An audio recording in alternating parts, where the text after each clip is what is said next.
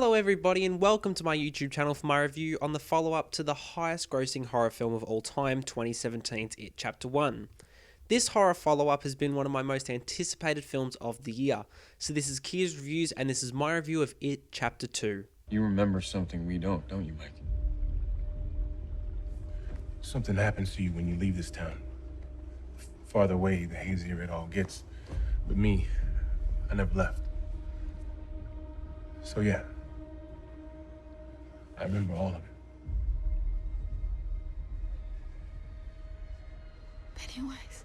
It Chapter 2 is another 3-hour film of 2019 following Avengers Endgame and Once Upon a Time in Hollywood, and given that those two films were brilliant long films, It Chapter 2 in hindsight is a studio horror film which isn't a typical film you'd think would be 3 hours long. Personally, I don't know how they did it, but those 3 hours flew right past being one of the scariest, comedic and emotional films I've seen in a long time.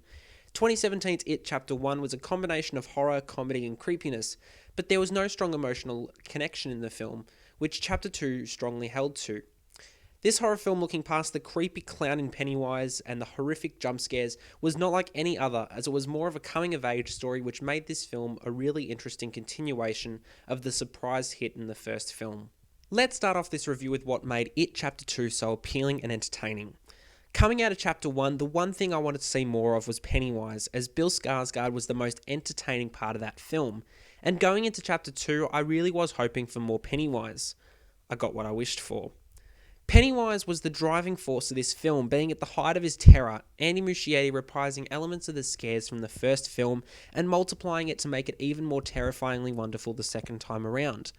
This film seemed to rely on CGI a lot at times, some of it incredibly creepy, but some of it unfortunately being downright laughable. However, the CGI problem didn't take away too much from the severe terror of Pennywise's being, and to be honest, I really didn't mind seeing him all the time, as he really enforced the sheer terror to the audience with the unexpected jump scares and his incredibly creepy character.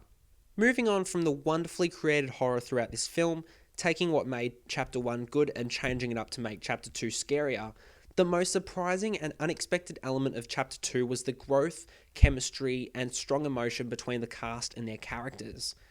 Bill Hader, as many will say no doubt, was probably the most entertaining human character to watch throughout this 3 hours. His character took a turn from what the Stephen King novel described him to be and what the original 1990 series portrayed. Bill Hader was exceptional, along with the brilliance of Jessica Chastain, James McAvoy, and everybody else in the cast. It Chapter 2 wasn't only horror because it had a strong emotive story backing it.